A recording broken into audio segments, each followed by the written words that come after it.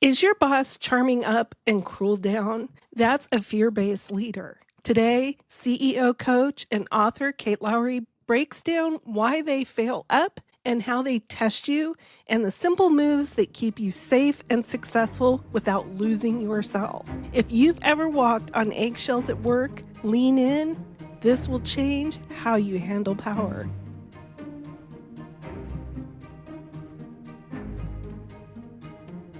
Have you ever felt something was wrong but couldn't explain it?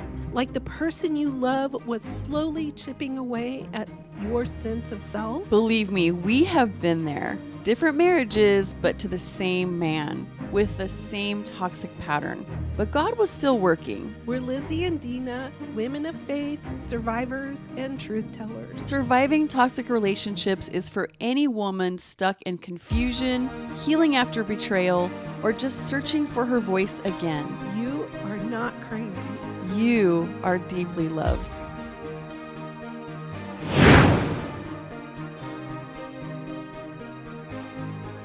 Hello, everybody. Welcome to another episode with Dina and Lizzie. And today we have a special guest, Kate Lowry. Kate is a CEO, coach, venture capitalist, and author based in the Silicon Valley. An expert in fear-based leaders, Kate developed her methodology growing up in a personal hierarchical family, then refined her approach in the elite worlds of startups, private equity, management consulting, and big tech at McKinsey, Meta, and Insight Partners. She is the author of Unbreakable: How to Thrive Under Fear-Based Leaders. In her free time, you can find her writing comedy and music and cuddling her service dog, Annie. So welcome, Kate. And as Lizzie mentioned before we started, I'm especially excited to have you here because I have had more than my share of fear-based leaders that have made my life absolutely miserable and caused unexplainable anxiety and grief. And I am sure I'm not the only one out there. So super excited about what you have to say. And well, I'm super excited to be here. I'm sorry you've had so many bad experiences with folks like this, but it really feels like people like this are everywhere right now. Whether it's in families, in workplaces, or in social or public sector, they are really sweeping across society, and it's a bit rough going. I've always said this, and I'll still say it. I just don't understand how people like that stay so securely put in those positions. You know, when the C-suite or even directors watch people leave constantly, just a complete turnstile of people leaving the company because of these behaviors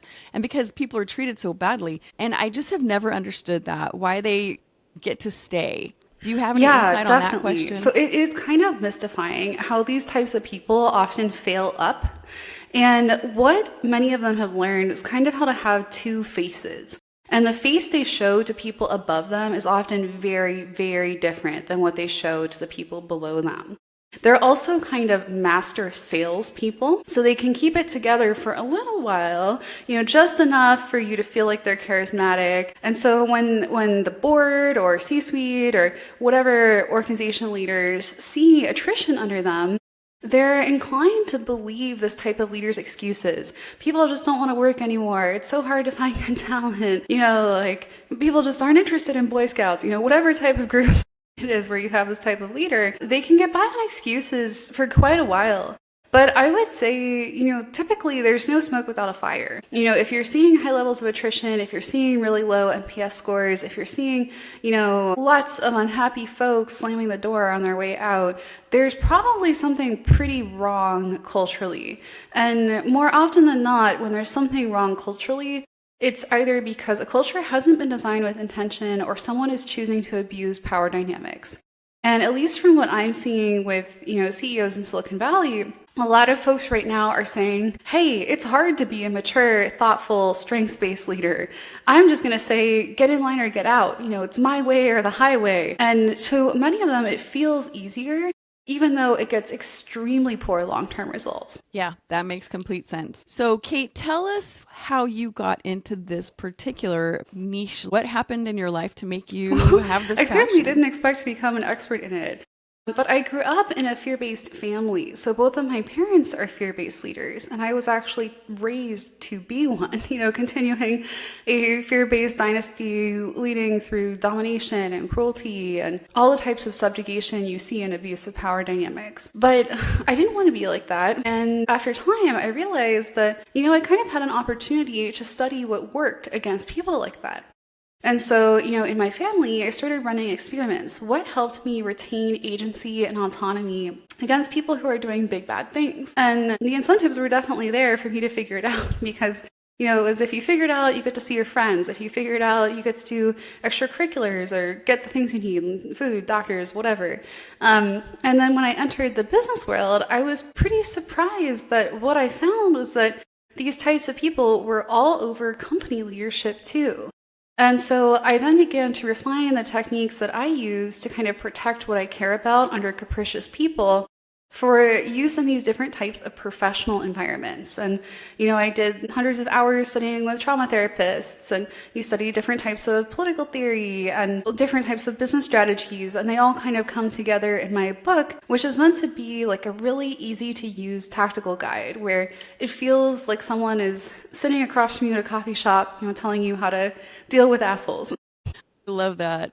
So give us some of those tips. I can't wait to hear about, let's just set the stage. You have a terrible boss who is probably targeting you. I think that happens more often than not. And they are just treating you unfairly, or maybe it's even a very covert situation where they're quietly demeaning you and taking away your confidence. Those kinds of little sneaky tactics that most of us just don't really have the ammunition for. We're just not armed for that. So how do you handle that? So first you have to kind of understand how they think, because they don't think like you or like me. To them, there's no such thing as equality. You're either winning or you're losing. You're stepping on someone or being stepped on. And so when they interact with you, they're looking for you to bow down and be deferential and stroke their ego and invalidate them. And they're also constantly assessing the people around them. They want to know, how much can I bend this person? Like, will they call me out? They're always testing. But they're actually pretty predictable because they're not very nuanced. Emotionally immature people are often really simple in some ways. And these types of leaders are definitely more black and white. And so some things I typically recommend is first be very mindful of what information you're sharing with them. If you say, wow, I can't wait to go to my kid's Little League game, you can bet they're going to weaponize that information against you and make you work through the baseball game. You have to be very mindful of using attention and availability as a lever. These types of leaders feed on attention. They like getting big reactions out of people. And so you can either choose to give them attention, to charge them up. You can choose to starve them of attention, to collapse them a little bit.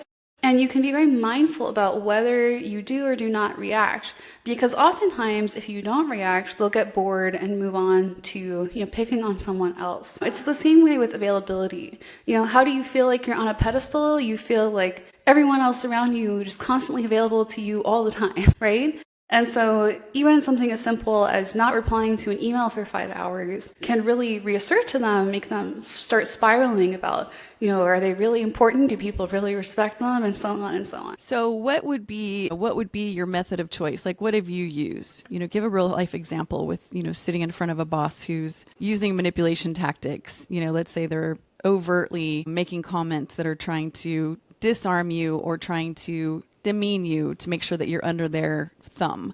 What would you do? So give an example of that. I've had a lot of different bosses that will scream at me or rage at me. And I think that what unnerves them more than anything is by being consistently kind and collaborative in the face of their antagonism and aggression. I've had bosses who, have said, ugh, I wish I could just make you suffer more. I've been trying for 10 months and I just can't break you. And that's really because the way I think about it, as long as I like myself and I'm living my life in accordance with my values, you really can't break me, right? And so by refusing to give them lots of attention, by refusing to give them the big reactions that they're looking for, you can kind of frustrate them so that they give up and move on, or they start trying something else. And my goal is always to role model different ways of being, to show them that there is another way. Because a lot of people like this have really missed what I call kindergarten lessons. They don't know how to build trust. They don't know how to make friends. They don't know how to apologize. They don't know how to express needs. And so when I'm around people like this, I go, wow, you're really emotionally stunted. I pity you. I'm going to show you what it looks like to be emotionally mature. I'm going to show you what it looks like to be consistent and warm and kind and thoughtful, even when you're not giving that to me. And it's actually very funny, like watching people like that spin out when they realize their tricks don't really work on you. Oh my goodness. That's exactly opposite of what I did. I completely spiraled in the presence of both of these bosses that I happen to have on very different sites. And boy, I gave them all of the feeding frenzy that they wanted for dominating and dismantling my confidence. So what about in a situation where they call you in and then they start accusing you of doing something wrong, violating a policy, or you mistreated somebody, or they gave you direct orders and maybe you never even got those orders because they weren't in an email? What do you do in that case where they're trying to, make sure they start the writing trail for getting you out of the company? Yeah, definitely. So first of all, if you can leave a company and find someplace better with a leader like this, you always should. My guide is written for people who can't escape these situations, either because of their life circumstances or because they're finding leaders like this in every company, which is starting to happen more. And so first option, say, I'm not taking it. I'm going to leave. If you can go somewhere else or if you have runway to find someplace better. But you have to try to tune into the leader's radio channel. So you could think of fear-based leaders as being on like FM and other people are on AM. And so when they are raging at you about something, oftentimes it's very rarely about what the surface level message is saying. They're usually communicating on an emotional wavelength. So if they're saying, you didn't do this right and everything is wrong and blah, blah, blah, oftentimes what they're really saying is, I don't feel respected and I feel like I'm surrounded by incompetence. And so you could think of acknowledging what they're feeling as an instant deflate button. They go from big and blustery, and when they're raging at you and you say, wow, it really must be so hard to be around people who are so incompetent. I'm really going to defer to you here. I know that you know what's best. They go, what?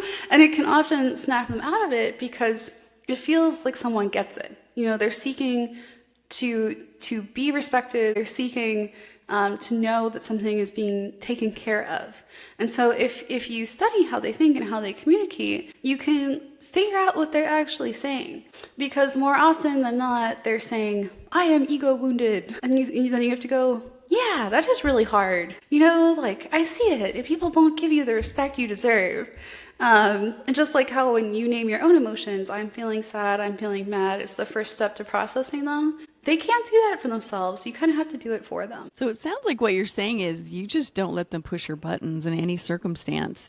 You disarm them, by going straight to the, hey, what's really going on here? It seems like you're feeling this way, or it seems like you're experiencing that. That would be hard. What can I do to help? Kind of thing. Yeah, is that what I'm hearing? I think about always approaching things from compassion and curiosity. The idea is that they're not actually adults. They might have adult bodies, but emotionally, more often, I find these leaders are somewhere between like 2 and 10 years old. And you have to kind of picture it and be like, wow, this is really like a situation where a 5-year-old's been given the keys to a car. I'm going to be the adult here because this person does not know how. Just like if there were a kid having a tantrum, you let them feel their feelings, you help them name their feelings, you help set them up for success by understanding their limitations. If they feel like you're setting them up for success, oftentimes they keep you around because they feel like you're an ally. People don't think about leaders like this as being emotionally stunted and needing pity and gentleness and compassion, but they really often do. And if you can keep your head and say, I'm the adult here, they're not, I'm going to be firm and calm and true to my own values, you end up getting pretty different results. So you really have to have a strong sense of self and a strong sense of your own value and your own worth in the face of these people. Do you think that people that don't have a strong sense of self, which is why often these bullies kind of feel confident to go after them, do you think that they can kind of fake it till they make it? I definitely think so. In my book, I talk about finding different ways to play it. If you're bold, you can play it so you do act like their ally. If you're really intimidated by them, you can choose to be deliberately underestimated. Let them think you're incompetent. Let them think you don't know what you're doing. Hope that their eyes just glaze over you as being part of the room and they just forget that you're there. There is a whole spectrum of ways to react that are not complete passiveness or aggressive confrontation. And I think that people don't understand that assertiveness is a spectrum. Sometimes, being assertive means I'm just not going to react today. And sometimes being assertive means asserting your needs.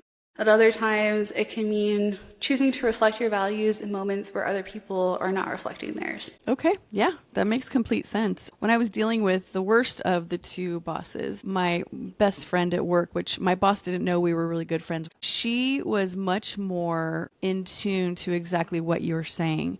And she was the admin assistant for this boss. So she had to be in this boss's shadow and in her office constantly. And I was amazed watching her interact with this boss because she was like that duck with the feet paddling underneath, but she was just smooth, very calm, very assertive, but assured of herself.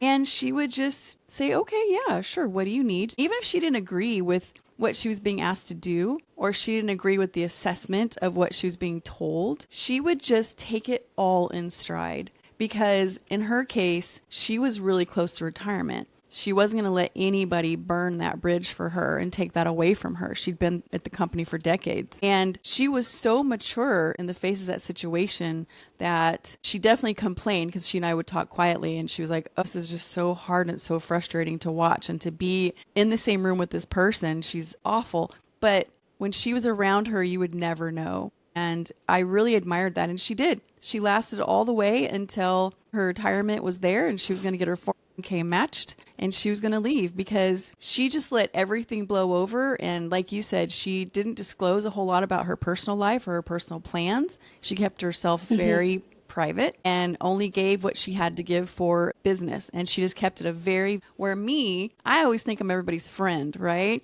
I always want to have that close, like, buddy connection with my bosses or I had a whole team of 75 employees at that time. And that was my first manager position. And so I just wanted to be friends with everybody and not understanding that made me very vulnerable because before she became my director, she was just a co-manager with me.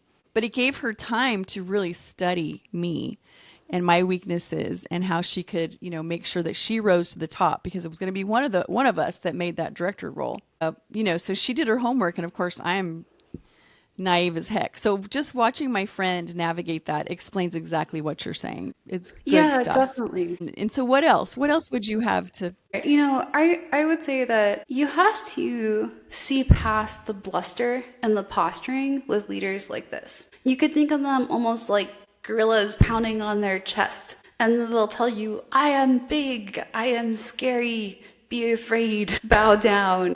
And so for people who aren't used to being around folks like that, that can really shake you up. And the thing is, when other people feel destabilized around leaders like this, they become easier for that leader to control. And so I would tell people, don't believe them. They're going to tell you things like, you're powerless without me, resistance is futile, you'd never survive on your own, I'm the only one who knows how to do things around here. None of that is true. You're not powerless, you're actually very powerful. And if you like yourself, if you love yourself, if you can get up in the morning, feel like you're doing the things that matter to you, you are oceans ahead of them. They will never know the meaning of true connection. They will never know what it's like to have a real friendship. They'll never know what trust-based relationships are like.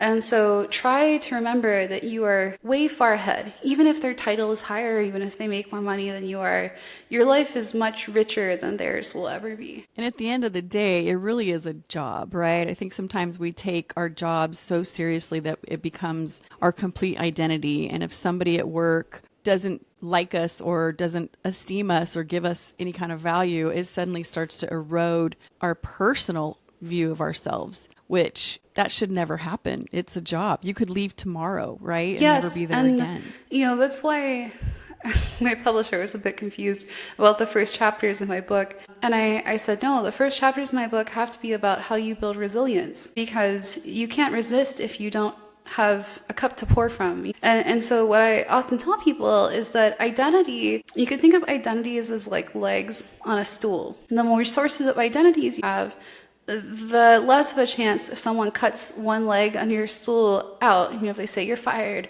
you're no longer an employee. If that's your only source of identity, you're going to fall over. But if you also say, no, like I'm a community member and a mother and a wife and a gardener and a cook and all the things that make you you, then if someone shakes their fist and goes, I'm attacking this source of your identity, you can just laugh at them and go, I am so much more than that. Like you may define this one aspect of my life, but I have 10 other pieces of self, 10 other sources of identity that are important and make me. So, shake your fist as much as you want. Like I will not tremble. I love that. I wish I had your book way back then. Man, my book's a little hard to categorize because it's for any place where power dynamics are being abused. It happens in families, it happens in relationships, it happens in workplaces, very common in nonprofits, very common in academia. And so, I would say if you're anyone who's feeling alone in the face of a bully, this book is for you. Whether the bully is a parent or a boss, this is something that pretty much everyone deals with at some point in their life. Wherever there is power, someone will eventually choose to abuse it. Absolutely. And I feel like if you were abused as a kid, or with your dynamic, you came from, very controlling, powerful parental dynamic, I think that really sets you up to be bullied by other people, even in your adulthood. Because I was in my 40s, you would think at that age, I would have understood and known what to look for and had some tools, but it came from a different direction than in the home or with my ex-husband.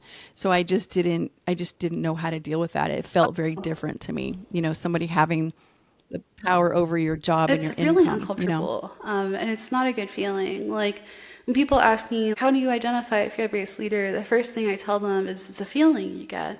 You feel like you have to walk on eggshells around someone?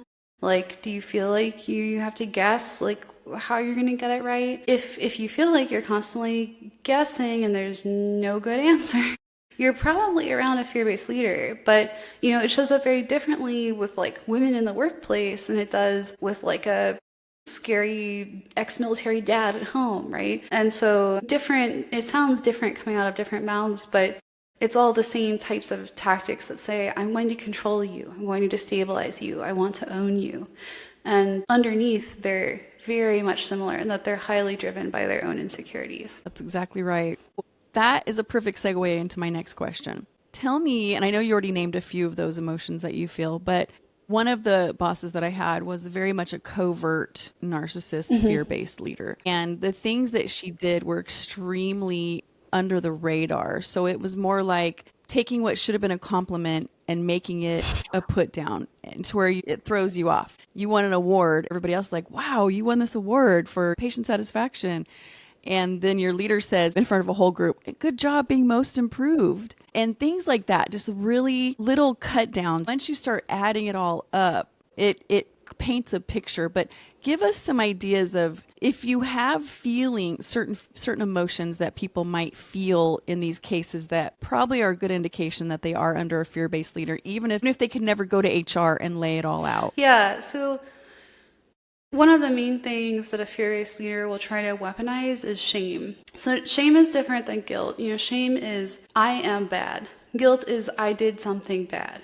So a fear-based leader will try to convince you that you personally are bad, and that the only way for you to muddle along in your poor little life is for you to be under the wing of this leader. And so they will try to cut you down and cut you down and cut you down until you start believing that you are subordinate to them, until you start believing that there is no hope for you without them. And they do this because people really don't like being around them. And that means that for them to have the audience that they want, where they're up on their pedestal and there are people below them, they have to cut people down. It's like, you're in a pool and they're shoving you below the water so they can be above you. And if you feel like people are shoving you down or deliberately tripping you up, that's likely a fear-based leader at work. In women, this is often very covert. Oh, I'm going to mentor you because it's so hard for women in the workplace. The things that they'll say or do is actually telling you they see you as a threat. They want to cut you down so there's less competition and that type of thing. And so amongst men, it looks a little bit different. There's often more overt aggression. There's often more permissive types of inappropriate comments, things like that. But, the feelings you get of yuck, my stomach feels sick. I don't want to go to work on Monday. Do I have to stay in this meeting? Oh no, I have time coming up with that person. Those are all like signs that there's some type of fear-based leadership around, because the opposite of a fear-based leader, strengths-based leaders, are all about cultivating safety.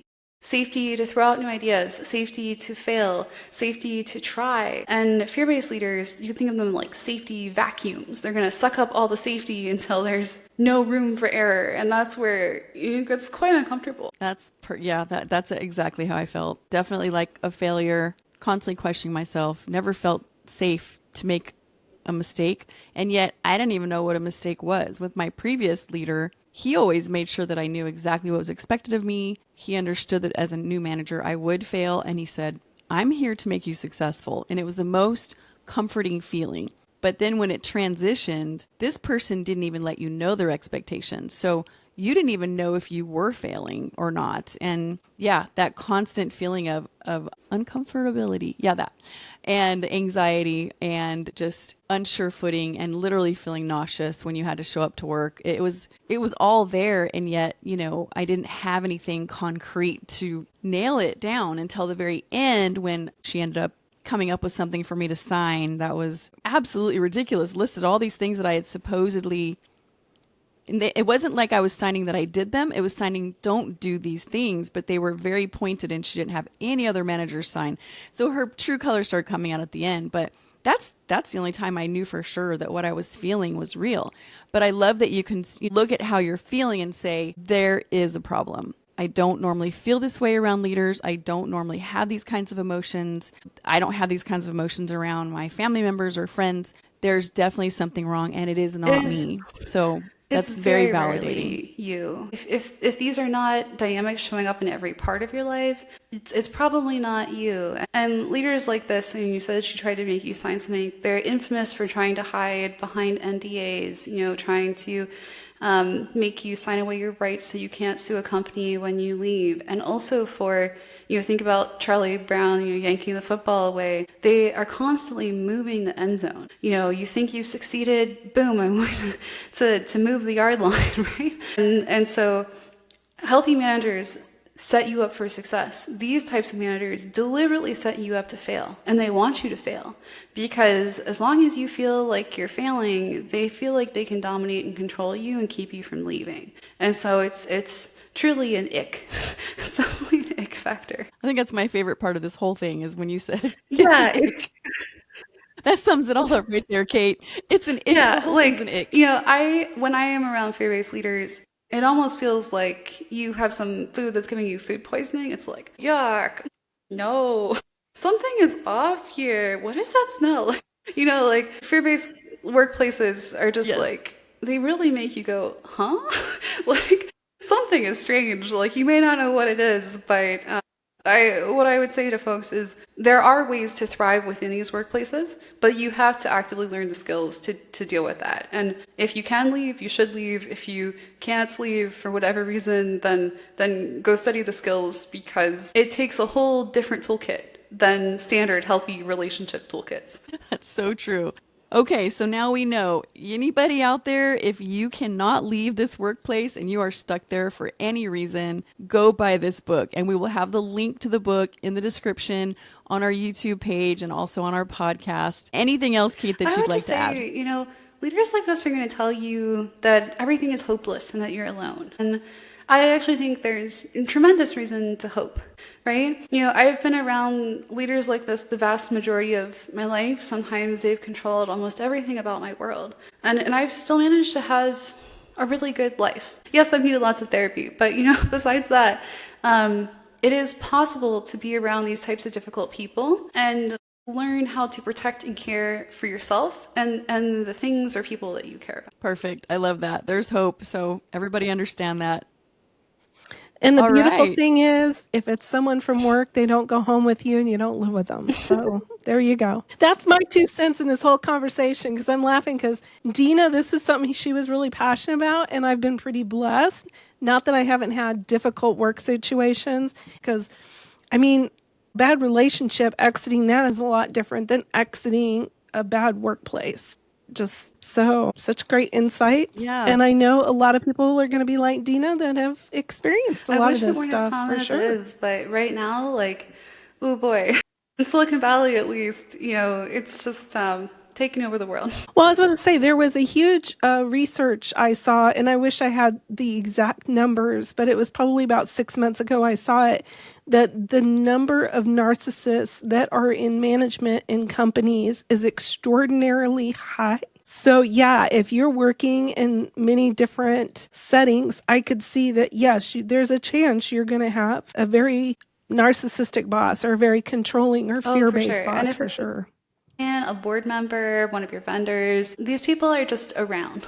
And wherever they go, they create quite a bit of noise. They do. And I tell you what, it all comes from the top. And, if your C-suite has a lot of narcissists, there's an excellent chance that it's going to filter down, and all of the managers and directors and leaders will also have a large number of narcissists, because it's celebrated and tolerated for various reasons. And it's unfortunate, but that's kind of how you know your culture, is by looking at the top. It is. For people who are at the top, I would say, remember that with power, with knowledge, there is a huge amount of responsibility. These types of leaders are saying, I have power and I want none of the responsibility. And that's not how leadership works.